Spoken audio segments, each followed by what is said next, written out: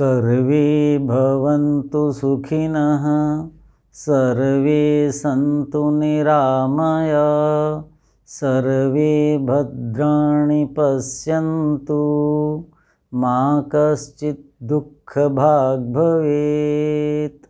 सभ्य सामाजिक गण, हम वर्षा ऋतुचर्या पर विचार कर रहे हैं। आज वर्षा ऋतुचर्या का ये दूसरा पाठ है, दूसरा भाग है।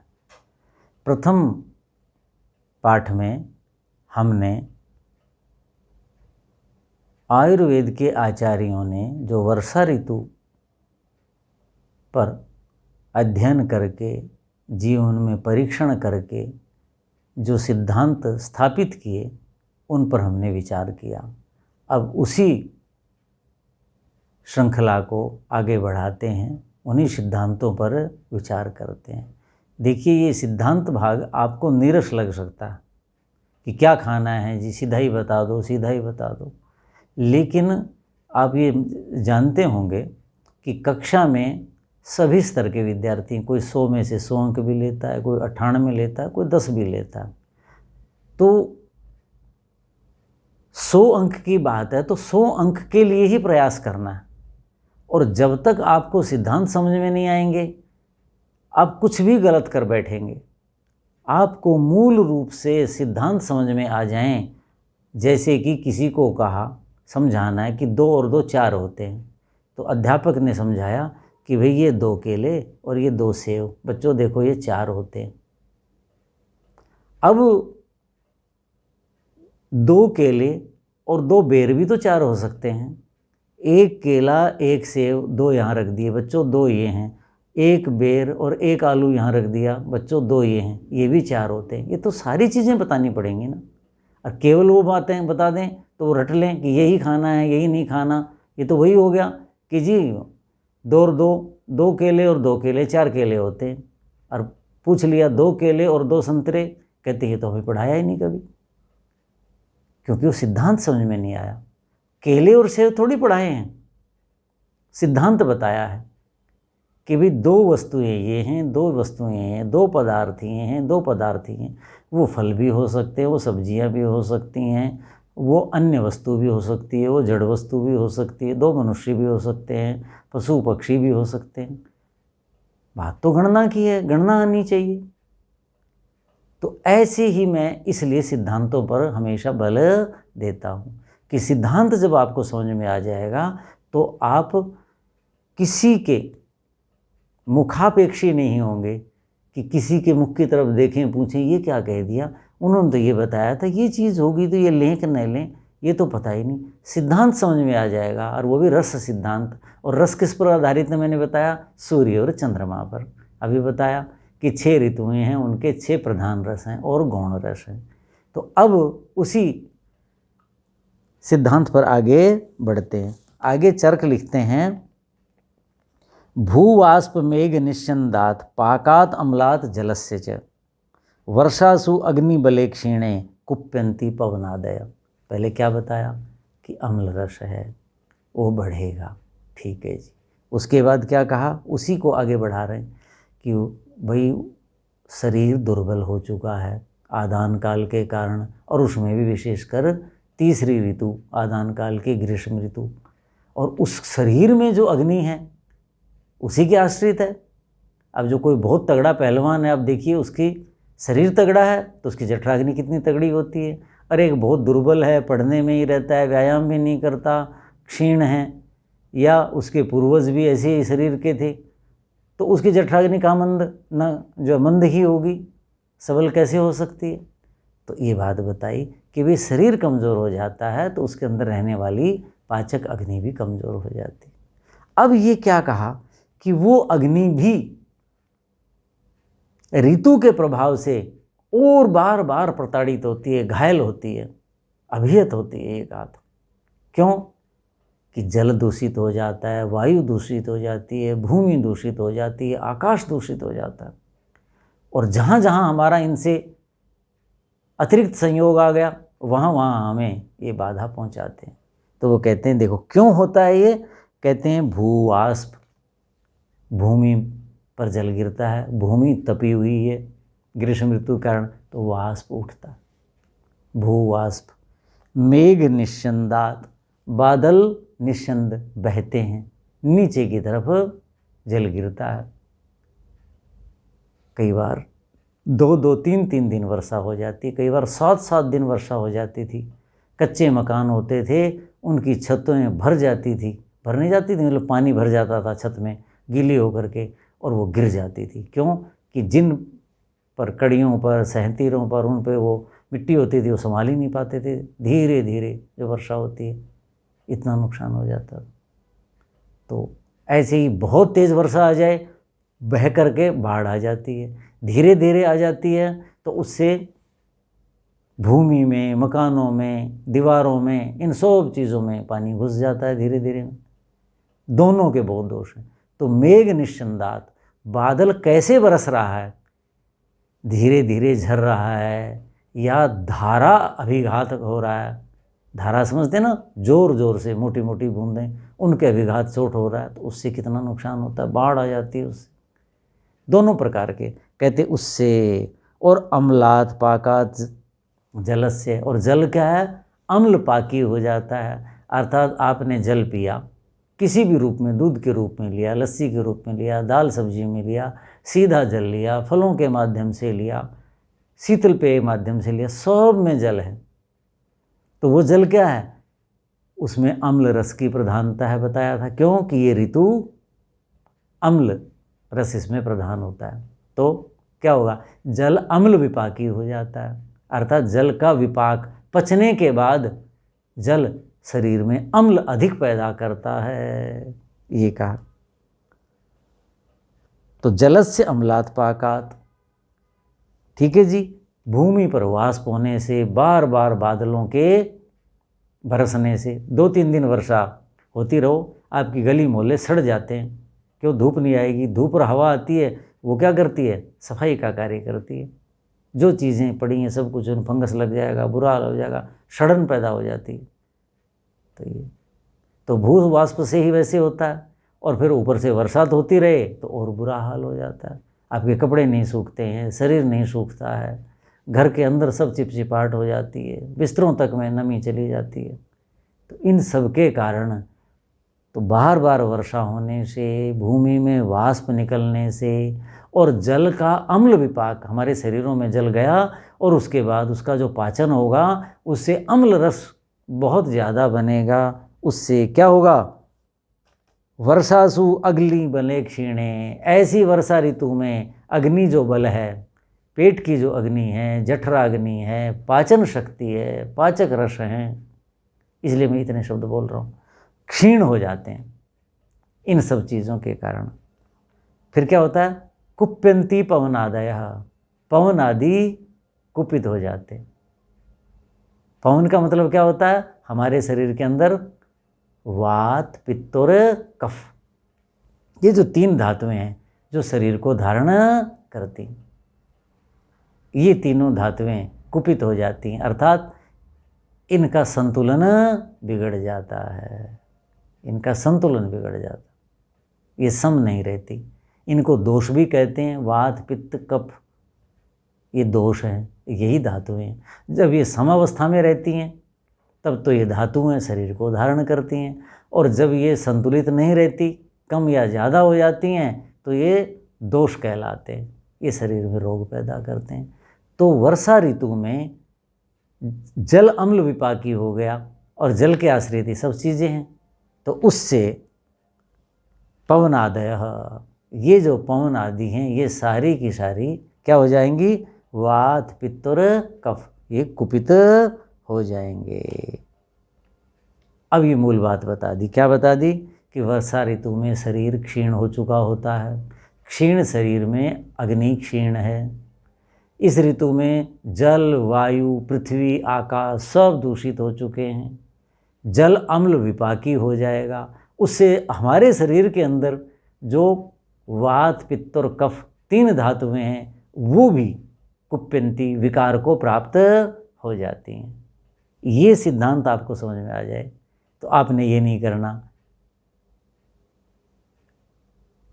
जिससे कि वायु बढ़े, जिससे कि कफ बढ़े, जिससे कि पित्त बढ़े, इसका बचाव करना है। ऐसा नहीं करना जिससे कि जठराग्नि पे अधिक बोझ पड़े। ऐसा कार्य नहीं करना, शरीर दुर्बल है, जिससे शरीर बहुत क्षीण हो जाए और क्षीण हो जाए। अरे भाई, शरीर में शक्ति तो थी नहीं, बस वो काम कर लिया, अब बीमार हो गए। ये बता रहे हैं आचार्य कि ये स्थिति है। अब ऐसी स्थिति में आपने जीवन यापन करना, आचार्य ये कहते हैं। अब क्या कहा कि ऐसी स्थिति बता दी आपकी, तो आपने क्या लेना और क्या नहीं लेना। उद्मंथम दिवास्वप्नम अवश्यायम नदी जलम। अब जो बातें आएंगी वो आपको समझ में आ जाएंगे। सिद्धांत मैंने बता दिए, अब आचार्य विधान और निषेध पूर्वक समझाते हैं कि क्या क्या आपने लेना है उसका विधान, क्या नहीं लेना उसका निषेध करते हैं। क्या कहा, उद्मंथम, ग्रीष्म ऋतु में आपको क्या बताया था, सत्तू पीना है, शरबत पीना है, बेल का शरबत पीना है, कच्ची लस्सी पीनी है, पक्की लस्सी पीनी है, कितनी चीज़ें बताई थी ना, खरबूजा खूब खाना है, ऐसी चीज़ें बताई थी। तो वो जो चीज़ें हमने बताई थी, यानी ग्रीष्म ऋतु में जल नहीं होता, शरीर को तरलता देनी है, तो इसलिए तरल चीज़ें खूब लेनी है। यहाँ का उद्मंथम, यानी वो जो तरल चीज़ें थी, जिसे हम शरबत कहते थे, जिसे हम लस्सी कहते थे, कुछ भी चीज़ें, अम्मी, कच्ची अम्मी का पना बना के पीते थे, वे लू लग गई, वो मीठा बना के, वो पना करके, कितने प्रकार के पेय जितने भी थे, जिससे शरीर की धातुएं पुष्ट हों, और विशेषकर कफ धातु को पुष्ट करने के लिए, वो सबसे ज़्यादा क्षीण होती है उस ऋतु में, तो उसको पुष्ट करने के लिए जो कार्य थे, जल जिनमें अधिक था, वो सब चीज, उद्मंथम का मतलब ये है कि वो आपने नहीं लेना। और क्या कहा, दिवास्वप्नम, ग्रीष्म ऋतु में क्या कहा था, शरीर बहुत क्षीण हो जाता है, ग्रीष्म ऋतु कुछ भी नहीं छोड़ती, कफ और क्षीण हो जाता है, तो दिन में सो लो, ऐसा लिखा था। ग्रीष्म ऋतु में विधान था, और यहाँ क्या कहा, दिवास्वप्नम वर्जयेत, उद्मंथम वर्जयेत। ग्रीष्म ऋतु में जो बातें बताई थी, ये दोनों कि दिन में सोना है, ताकि क्या होगा कि शरीर जो क्षीण हो गया था, सोने से शरीर की पुष्टि होती है, कफ की वृद्धि होती है, थकान आदि दूर हो जाती हैं। अब कहते हैं नहीं करना, दिन में नहीं सोना। अवश्यायम, ओस गिरने लग जाती है इस ऋतु में, तो कुछ लोग, गर्मी का अभ्यास होता है, अंदर गर्मी लग रही, उमस लग रही है, और खुले में सो जाएंगे, और वही 11-12 बजे के बाद ओस गिरनी शुरू हो जाएगी, फिर वो बीमार हो जाएंगे। बहुत लोग ओस के कारण बीमार होते हैं।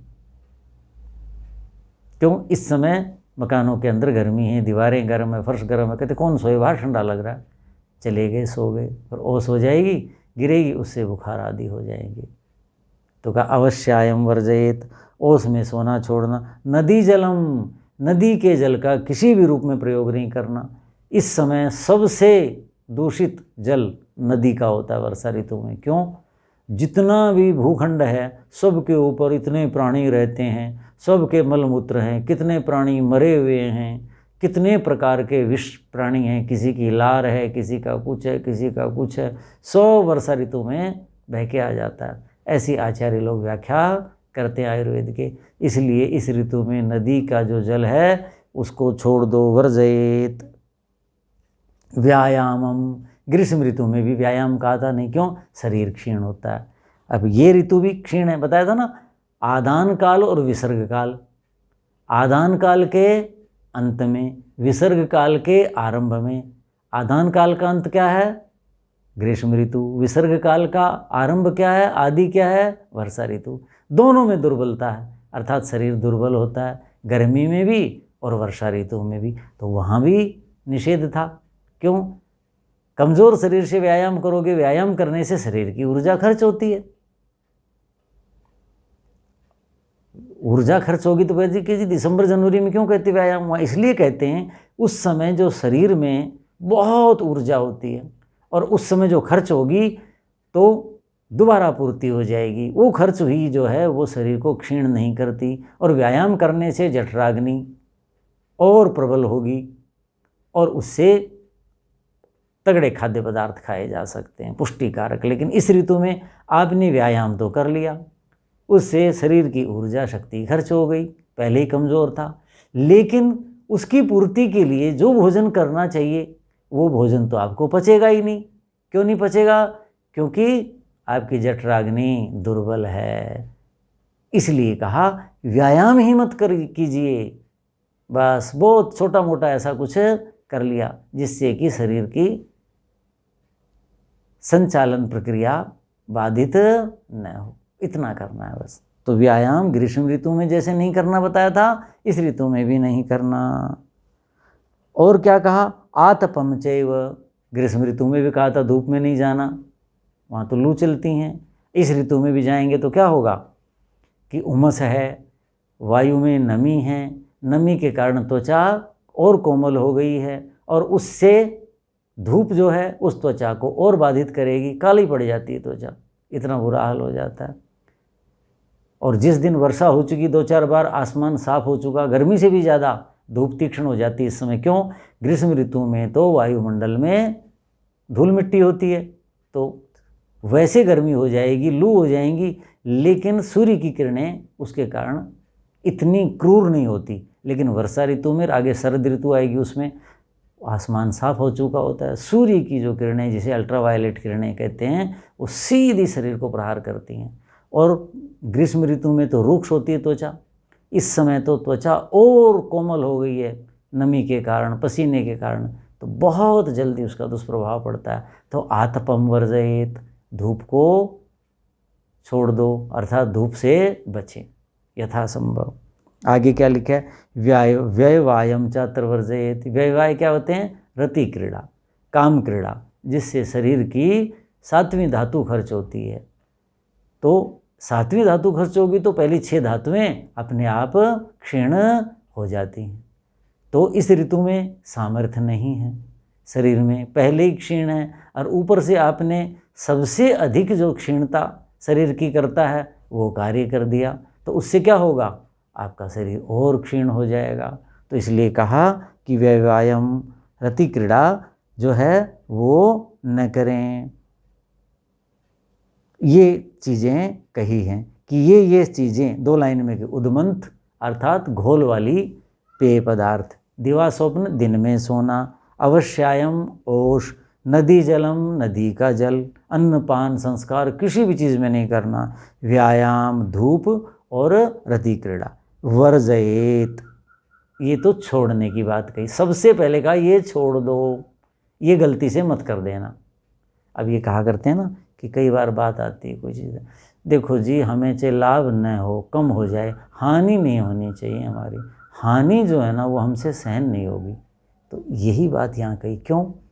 कि शरीर इतना दुर्बल है, इतना क्षीण है, उसकी यदि पहले हानि हो गई तो वो सहन नहीं हो पाएगी। यदि नहीं मिला कुछ जो प्राप्त होना है तो कम से कम जो पहले है उससे काम चला लेंगे, लेकिन जो पहले है उसी की हानि हो गई और आने वाली चीज़ पता नहीं आएगी भी कि नहीं आएगी। इसलिए आचार्य ने इस सिद्धांत को ध्यान में रखते हुए क्या कहा कि पहले हानि से बचो, लाभ कम हो जाए न हो जाए तो भी काम चल जाएगा, लेकिन हानि नहीं होनी चाहिए। इसलिए कहा कि ये कार्य नहीं कर रहे। आगे क्या कहा देखिए, पान भोजन संस्कारान प्रायः क्षोद्र अन्वितान भजेत। पान भोजन संस्कारान, अब यहाँ कहा पान पीते हैं पेय पदार्थ के रूप में, तरल जो भी चीज़ लेते हैं, दूध लेते हैं, पानी लेते हैं, दिन में लस्सी ले लेते हैं और कोई चीज़ ले लेते हैं, जो भी तरल चीज़ें, और भोजन जो कठोर चीज़ें ठोस आहार लेते हैं, कहते हैं वो उनको संस्कारित करना है। आगे क्या लिखा है? क्षोद्र अन्वितान भजेत प्रायः, और वो जो अन्नपान है, चाहे वो पेय है चाहे वो खाद्य है, दोनों प्रकार उनमें मधु, क्षोद्र कहते हैं मधु को, शहद को, उसका उसमें उपयोग होना ही चाहिए। प्रायः का मतलब प्रयास करके होना ही चाहिए, कभी नहीं हुआ तो बात अलग है। अब इन 2 पर मैं विशेष रूप से बल देना चाह रहा हूँ कि संस्कार, अन्नपान का संस्कार क्या है, तो वहाँ आचार्य उसकी व्याख्या कर रहते हैं, व्याख्याकार, कहते हैं शुंठी आदि, शुंठी घृत आदि, शुंठी घृत आदि। आपको पता है घृत जो है वो क्या है, शीतल है, और इस ऋतु में अंदर क्या पैदा हो जाता है, पित्त बहुत संचित होता है। क्यों, जल का अम्ल विपाक हो जाता है, तो पित्त ज़्यादा न बढ़ जाए इसलिए घी इसमें होना चाहिए। उससे संस्कारित करना, अर्थात किसी न किसी रूप में भोजन को घी से युक्त करना है, उसको संस्कार देना है। जैसे कहते हैं ना कि हमारे घर की याद है, पिताजी जो बहुत भूल जाते घी देना, तो कहते अरे भाई देव भोजन तो कर दो। मतलब क्या हुआ कि भोजन में, दाल सब्जी में, रोटी में, दूध में घी डल जाए तो वो देव भोजन हो गया, उससे पहले वो मनुष्यों का भोजन था। तो ये चीज़ें, तो संस्कार की जब व्याख्या कर रहे हैं आचार्य, तो वो कहते हैं कि यहाँ चरक क्या कहना चाहते हैं कि घृत और शुंठी, शुंठी को विश्व भेषजम महाभेषजम कहा। अब शुंठी की सौंठ लगता होगा, गर्म होती होगी। शुंठी जो है वो इस ऋतु में यदि लेंगे तो क्या होगा, आपको इस ऋतु में सबसे अधिक वायु कुपित होती है। ग्रीष्म ऋतु में रुक्षता आई, उस रुक्षता के आने के बाद जब वर्षा ऋतु आई उससे वायु में नमी आ गई और वायु दूषित हो गई, जल दूषित हो गया, उसके कारण जोड़ों के दर्द बढ़ जाते हैं, शरीर में वात का प्रकोप हो जाता है। वो कुप्यंती पवनादय लिखा था ना, कुप्यंती पवनादय, पवन शब्द का पहले प्रयोग किया था, अर्थात मुख्य रूप से वर्षा ऋतु में शरीर में वायु का दोष बढ़ता है, वायु कुपित होती है, और किसी किसी को पित्त कुपित होता है और किसी किसी को कफ भी हो जाता है, लेकिन सामान्यतया वर्षा ऋतु में कफ कुपित नहीं होता। पवन तो क्यों कुपित होगी, क्योंकि ग्रीष्म ऋतु में पवन का, वात का संचय हुआ था शरीर में, और अब वो प्रकृति के संयोग से कुपित हो जाती है, नमी के कारण, जल के दूषण के कारण। और पित्त क्यों कुपित होता है कि जल अम्ल विपाकी हो जाता है और अधिकतर चीज़ों में अम्ल अम्ल हो जाता है, और पहले शरीर में अम्ल है तो उससे वो भी कुपित हो जाता है। लेकिन वायु के रोग बढ़ते हैं, आप देखेंगे ज़्यादातर बड़ों को, अरे आज तो पूर्वी हवा चल रही है, परवा हवा चल रही है, अरे आज तो जोड़ों में दर्द हो गया, आज तो ये हो गया, ये होता है। तो ये कहते हैं कि शुंठी का जब हम प्रयोग करेंगे, किसका प्रयोग करेंगे, शुंठी का, तो उससे भोजन में संस्कार आएगा। संस्कार किसे कहते हैं, गुणाधानम संस्कार है। वस्तु में जो गुण नहीं है वो गुण डालना, उनका आधान करना, ये संस्कार कहलाता है। दोष मार्जनम संस्कार है, किसी वस्तु में दोष हैं उनको निकालना, उसका परिहार करना, उसको संस्कार कहते हैं। ऐसे कहते हैं ना, बच्चों में संस्कार, बच्चों के संस्कार कराओ, ये इसको बच्चों किसी ने संस्कार ही नहीं दी।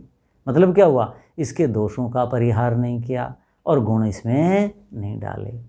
तो भोजन जो है हमारा अन्नपान, उसको संस्कार करने का मतलब क्या हुआ कि घृत आदि का संयोग से उसको और अधिक गुणवान बनाना। और शुंठी, शुंठी का कहते हैं कि शुंठी का क्या है, देखो सौंठ के क्या गुण बताएं, नागरम दीपनम, नागर कहते हैं शुंठी को, ये क्या, दीपनम, अग्नि को बढ़ाता है। इस ऋतु में क्या बताया था, आदान दुर्बले देहे पक्ता बहुत ही दुर्बल है, देह दुर्बल था, उसमें अग्नि भी दुर्बल है, जठराग्नि, तो ये क्या करेगा, जठराग्नि को बढ़ाएगा। तो हमारे भोजन आदि में जो पेय पदार्थ हैं, दूध आदि, उनमें शुंठी का प्रयोग करेंगे तो हमारी जठराग्नि को बल मिलेगा, शक्ति मिलेगी। जैसे किसी से चला नहीं जा रहा, उसको लट्ठी मिल जाती है, सहारा मिल जाता है। कोई कहता है जी मेरे पे हाथ रख लो चलो, अरे बेटे बहुत अच्छा है, चलो अब मैं चल पड़ूंगा, सहारा मिल गया। तो शुंठी का सहारा मिल जाता है, किसको, जठराग्नि को। शुंठी दीपन है, दीपन के साथ साथ वृष्य भी है। वृष्य का मतलब क्या है, जो धातुओं को पुष्ट करने वाली, और विशेषकर जो सातवीं धातु है उसको जो पुष्ट करती है, ऐसी शुंठी होती है। अब इस ऋतु में जब सिद्धांत की बात आई थी तो बताया था कि शरीर जो है वो क्षीण हो चुका होता है, अर्थात उसकी कफ की धातु ग्रीष्म ऋतु ने सारी सुखा दी होती है। तो शुंठी का जब संस्कार देते हैं तो वो शुंठी क्या करती है, हमारे शरीर की धातुओं को पुष्ट करती है, वो वृक्ष है, इसलिए भी उसका भोजन में उपयोग करना चाहिए। आगे है ग्राही। ग्राही का मतलब क्या है, इस ऋतु में हमारे पेट ढीले हो जाते हैं, पाचन शक्ति मंद हो जाती है, कुछ कम खा लिया, ज़्यादा खा लिया, बासा खा लिया, ऐसा खा लिया तो पेट ढीला हो जाता है, अर्थात बार बार शौचालय जाना पड़ता है, या दस्त जो है लूज मोशन जिसे कहते हैं, ऐसे बहुत होते हैं। तो ग्राही का मतलब क्या है कि वो हमारे मल में जो तरलता है, क्लेदिता है, जल की अधिक मात्रा है, वही तो पेट ढीलापन है, उसको ग्रहण करती है, मल को पकड़ के रखती है, ताकि जितना आंतों में रहना चाहिए समय, ताकि आंतें उसमें खाद्य पदार्थ में जो जो पोषक तत्व हैं उनको वो लेकर के शरीर को पुष्ट करती हैं, उतनी देर वो हमारा खाद्य पदार्थ रहना चाहिए। तो ये सामर्थ्य इसमें है, ये क्या है, क्लेद को, गीलेपन को सुखाती है, तो इसलिए ये ग्राही कहा है। और क्या कहा है, लघु। ये लघु है, पाचन में भारी नहीं है, पाचन में भारी नहीं है। ये उष्णम, ये गर्म है, लेकिन गर्म होते हुए भी क्या है, मधुर विपाकी।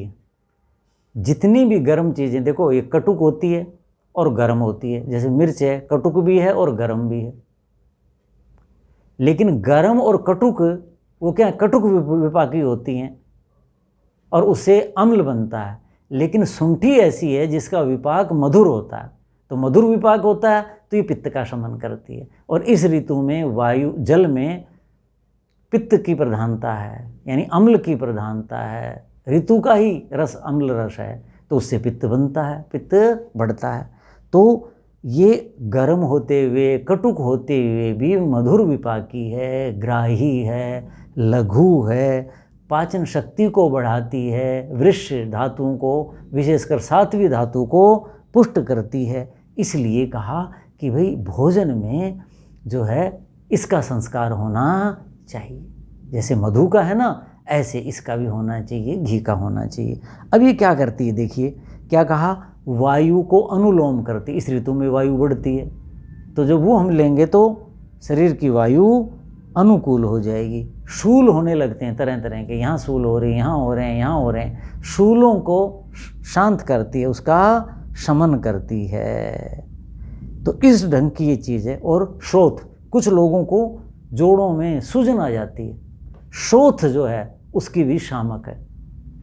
तो हमारे भोजन में जो है, ये जो आचार्य ने व्याख्या की ना कि पान भोजन संस्कारान, तो पान और भोजन में संस्कार दो, तो वो संस्कार घी का और शुंठी, विश्व भेषज महाभेषज का भी होना चाहिए, ये आचार्य उसको कहना चाहते हैं।